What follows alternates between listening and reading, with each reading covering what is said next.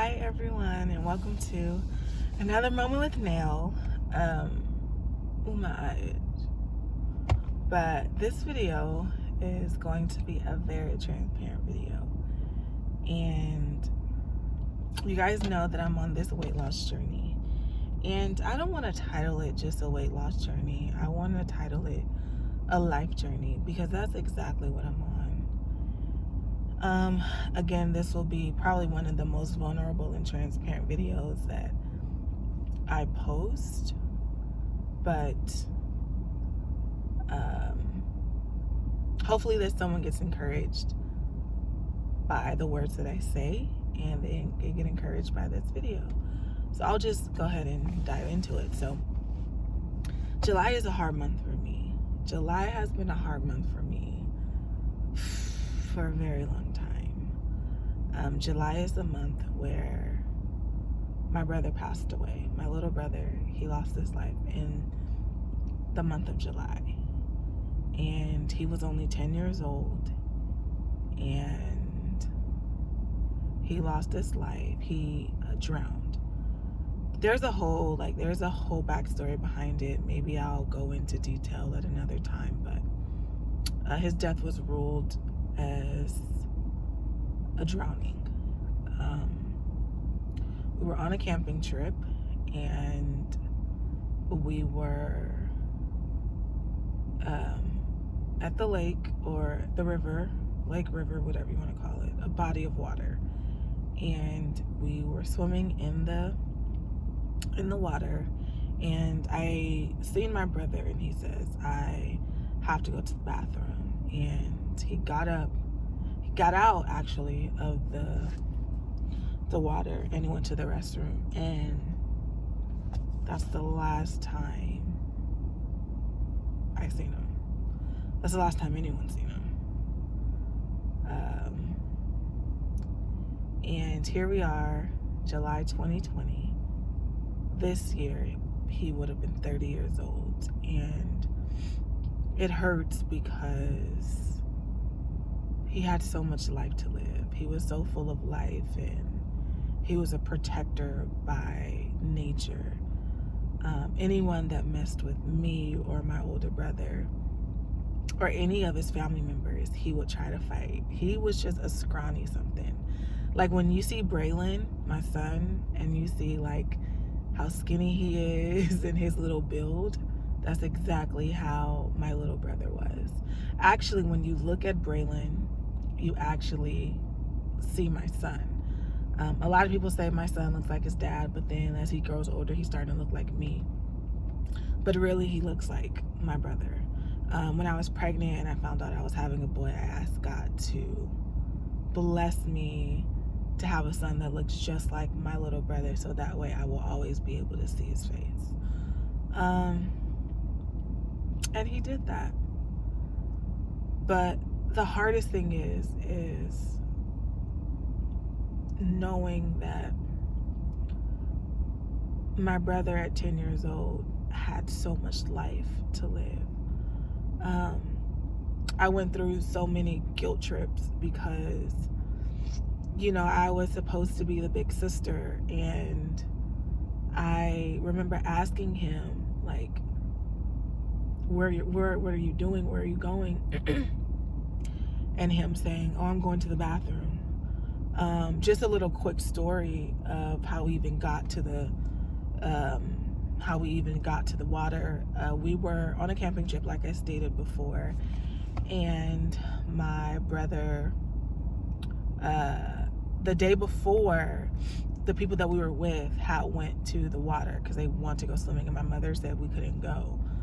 So my brother said, oh, I'm gonna show them where the water is.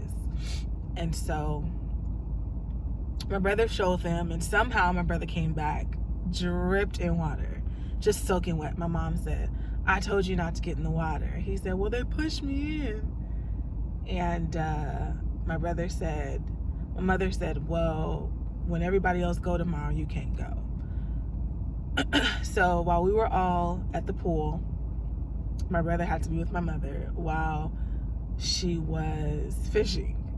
And My brother says, "Mommy, can I please go to the pool? Can I please go to the pool?" My mother said no. He wore my mother down so much that she said, "Boy, go ahead and go." I guess to say, leave me alone. And my brother was so excited that he jumped in the pool only with his boxers on. While everybody else had on like swimsuits, he was like, "Forget it, I'm going in with my boxers." And so, I remember us all playing and having a good time. And he got out of the pool and said, "I gotta go." I remember asking him, "Where are you going?" And he was like, "I gotta go to the bathroom." Because for some reason I thought like I was his mom. And he says, "I gotta go to the bathroom." And so he got out of the water and went to the restroom. And I promise you, like, no one ever seen him since. And I know some people will say, well, God called him home, or, God only allowed him to live 10 years, and it's just hurt so bad because here I am 30 years old, and I'm just like, God, like, why? He had so much life ahead of him, and it just hurts because I sit here and I wonder, this year being the year that he turned 30, or he would have turned 30, asking, I'm sorry, he would have been 30 because I'll be 31. Me just asking God, like, God, like, how did this happen? Or why did this happen? Like, and I remember my faith being tested greatly at the age of 11, because as a child, we're taught that, when you pray to God and you have faith, that God sees your faith and he's moved by your faith.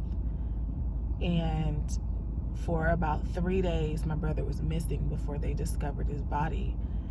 And I remember just praying to God every single day, of those 3 days. It felt like it was an eternity, but it wasn't even that long.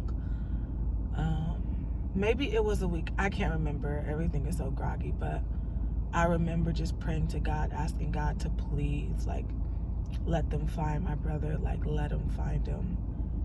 And to know that he was found, but he was found lifeless.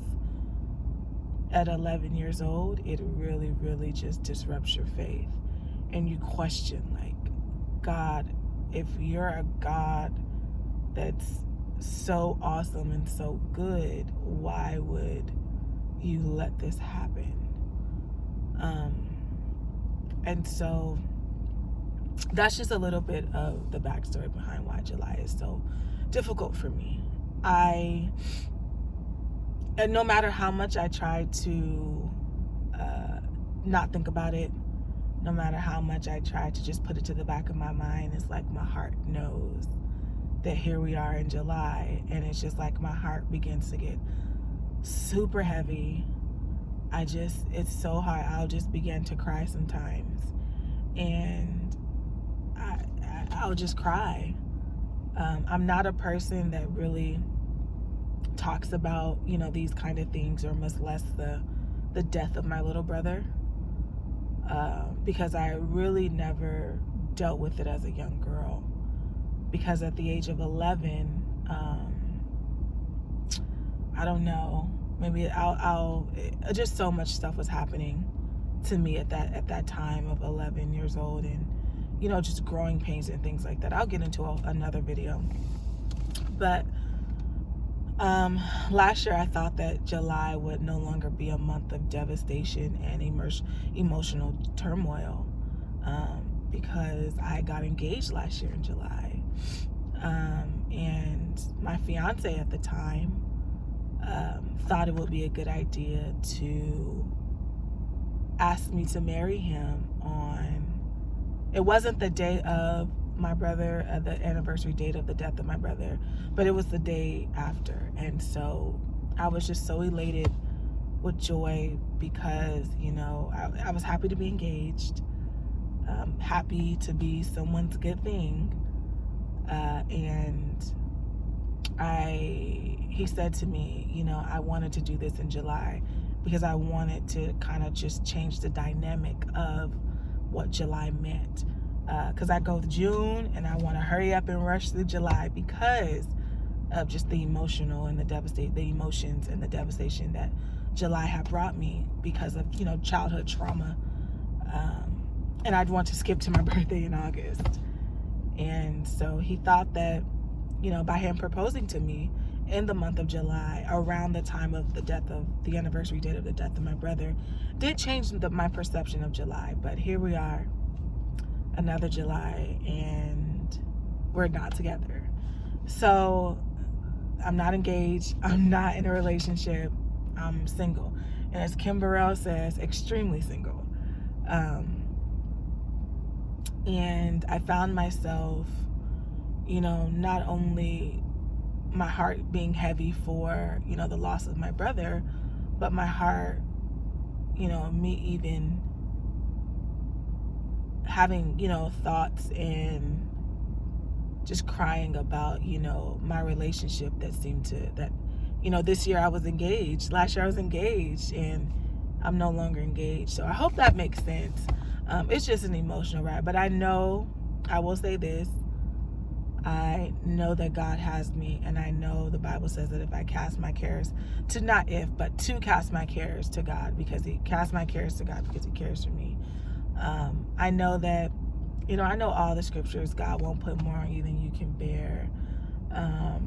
I know everything. I know that all things is working out for my good, but I'm just having a transparent moment right now, or at this particular moment.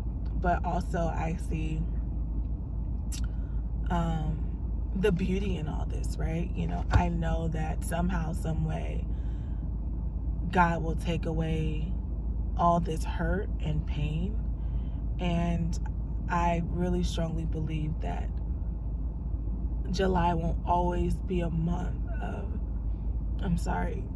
complete devastation for me. I feel that, and I know that God is with me. And I know that every tear that I cry, God bottles them up. But sometimes it hurts a lot, because I feel like, again, like I said, my brother had so much life to live. He had so much life ahead of him. He was excited about going to middle school. He was just such a good little boy. He was a protector by nature. He would try to fight anybody that would try to, that be mean to me, or he would try to fight anyone that he would try to fight my older brother's battles. He tried to fight my battles. He even, would come to the aid of his peers. And the one thing that I appreciate so much is that here we are. He would have been 30. I'm 31. And I know some of his classmates, because we kind of all went to the same school. And here we are years later. And I hear people will tell me, I remember your brother, and he stood up for me, or he was such a good person. I remember teachers being, they were so supportive during the time of his death, and they had so many great things to say about him. And so that only leads me to believe that, he had such a huge life to live. He had so much. And I just get so conflicted, and I hope I'm not rambling, and I hope that I'm making sense. But I just get so conflicted at times, because I'm like, God, if you created him to be such a good person, why wouldn't you have spared his life? And I know that there's certain, questions that every one of us have, in our life, that we question, God, why? And there are some things that I've learned that we just have to just rest with. And that's one of the questions that I just have to just, God, I know that you're not a God that does anything. You don't have a harmful will towards us. And I know that you're a sovereign God. But sometimes I really have these conversations with God, and I tell God, but God, it hurts. I know you're sovereign. I know you're mighty, and I know you're awesome, but God, this hurts. And I don't want to keep going, because I'm going to be just an emotional wreck, and I'm going to cry my lashes off. But I just want to encourage anyone that is, you've suffered great devastation, and every time this month comes around this year, you find yourself, just in the place where I am right now, where it hurts, and you try your best to not think about it, but it's like your body just knows that this is that month. Or you've had people come into your life to try to change the perception of the month for you, and then those people in your life didn't stay in your life, and now it causes more hurt on top of hurt. I just really want to encourage you and let you know that there are better days ahead, and I don't know how, I don't know when, but I know that somehow, some way, this will come full circle, and July will no longer be a month of emotion for me. And that's just what you have to tell yourself. And that's what I tell myself too. Like, July won't be an emotional roller coaster for me. July won't be the month that I completely hate. And even if you have to cry, don't be ashamed to cry your tears. Don't be afraid to have those conversations with God. Don't be ashamed of it. You're human, and it's okay. And I refuse to feel sad. I refuse to feel bad, and I refuse to be mad about anything. So yeah, that's it. You guys, please pray for me. Please keep me encouraged. Keep me on your prayer list. I'm okay. I really, really am okay. But I just really wanted to, just be transparent with you all about, this thing. And it's just a little bit more insight about who I am and who Chanel is. So I hope that, you're encouraged. I feel a little, I feel better, actually. I feel like some form of release. That's how I know that God is with me. That is how I know that God is with me. Because after I, get my cry out, and I talk to God, and I'm honest with God, and I just feel like, He's consoling me. So I really hope that, you are encouraged by it. I really hope that, for you as well, that when you find yourself in an emotional pool, that you can just really lean on and depend on God to really pull you out, because He will. He said, come unto me all that are, heavy laden, and He will give us rest.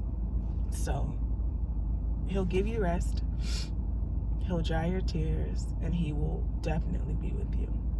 So I'll talk to you guys later. Please share and subscribe and comment below. And yeah, bye.